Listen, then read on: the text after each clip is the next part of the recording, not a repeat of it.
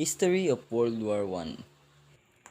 On June 28, 1914 at Sarajevo, Bosnia and Herzegovina, Archduke Franz Ferdinand, the heir to the Austro-Hungarian Empire, was shot to death, along with his wife Sophie, by Serbian nationalist Gavrilo Princip. Princip and other nationalists were fighting to free Bosnia and Herzegovina from Austro-Hungarian domination. The killing of Franz Ferdinand sparked up a fast-rising series of events. Austria-Hungary, like many other countries throughout the world, blamed the Serbian government for the assassination and sought to use the occurrence as a reason for finally resolving the issue of Serbian nationalists. The Serbian government, convinced that Russia-Hungary was preparing for a war, ordered the Serbian army to mobilize and appealed to Russia for help. The fragile truce between Europe's leading powers swiftly crumbled when Austria-Hungary declared war on Serbia on July 28. Within a week, Russia, Belgium, France, the United Kingdom, and Serbia had formed an alliance against Austria-Hungary and Germany, and the World War I had officially begun. The arrival of American troops and supplies on the Western Front in 1918 shifted the scales in Allies' favor.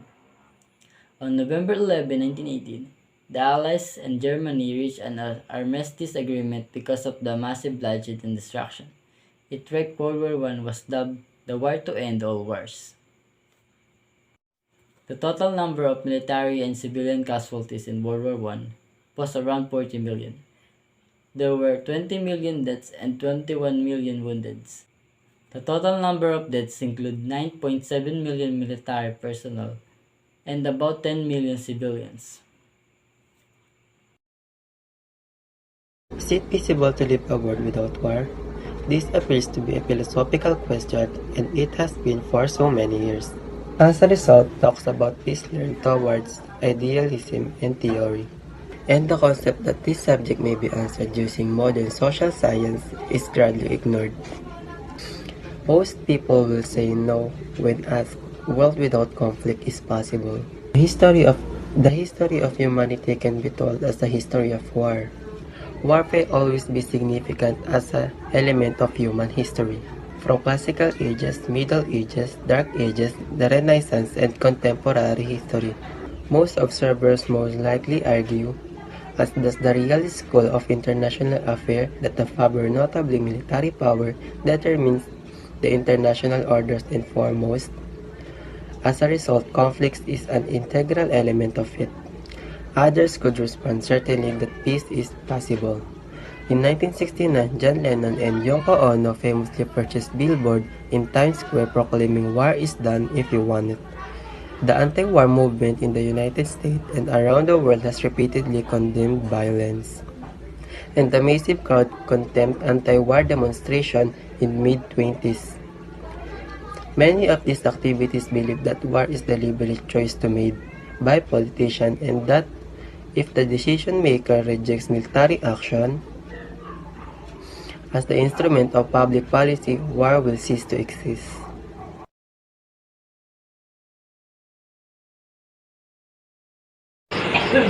World War II, also called Second World War, conflict that involved virtually every part of the world during the years 1939 to 1945. Along with World War I, World War II was one of the great watersheds of 20th century geopolitical history.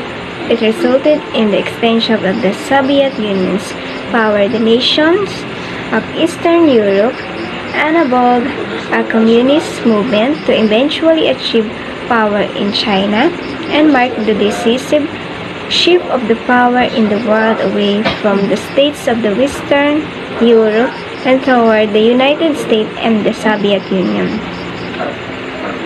The war was, in many respects, a continuation after an uneasy 20-year hiatus of the disputes left unsettled by World War I. The 40 to 50 million deaths incurred in World War II make it in the bloodiest conflict as well as the largest war in history. On May 8, 1945, World War II in Europe came to an end as the news of Germany's surrender reached the rest of the world. Joyous crowds gathered to celebrate in the streets, clutching newspaper that declared victory in Europe. Later that year, U.S. President Harry S. Truman announced Japan's surrender and the end of the World War II. The news spread quickly and celebration erupted across the United States.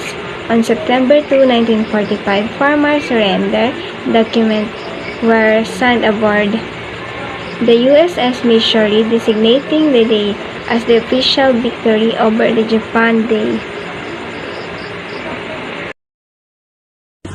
Ukraine versus Russia.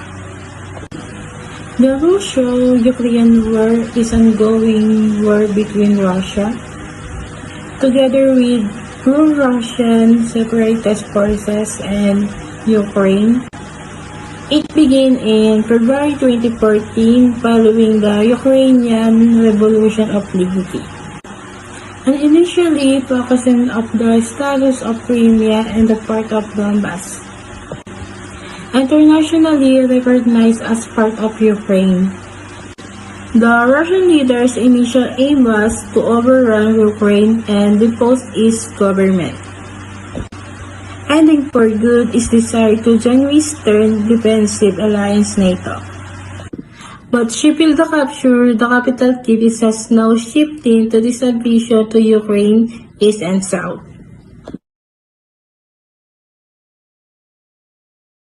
War is generally defined as a violent conflict between states or nations.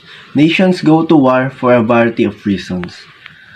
It has been argued that a nation will go to war if the benefits of war are deemed outweigh the disadvantage, and if there is a sense that there is not another mutually agreeable solutions. World peace, or peace on earth, is the concept of an ideal state of happiness, freedom, and peace within and among all people and nations on planet Earth. Within this idea of the world, non-violence is one motivation for people and nations to willingly cooperate, either voluntarily or by virtue of a system of governance that has this objective. Different cultures, religions, philosophies, and organizations have varying concepts on how such a state would come about. Effects of war in the world. War adversely affects combatants and non-combatants alike, both physical and emotional. Death, injury, sexual violence, malnutrition, illness, and disability are some of the most threatening physical consequences of the war, while post-traumatic stress disorder, depression, and anxiety are some of the emotional effects. The terror and horror spread by the violence of war disrupts lives and severs relationships and families, leaving individual and communities emotional distress. Wars are likely to continue and cause emotional distress. Additional and practical studies that focus on healing, promoting resilience, and incorporating culture capacity builders are needed in order to provide appropriate and effective mental health service future victims of war.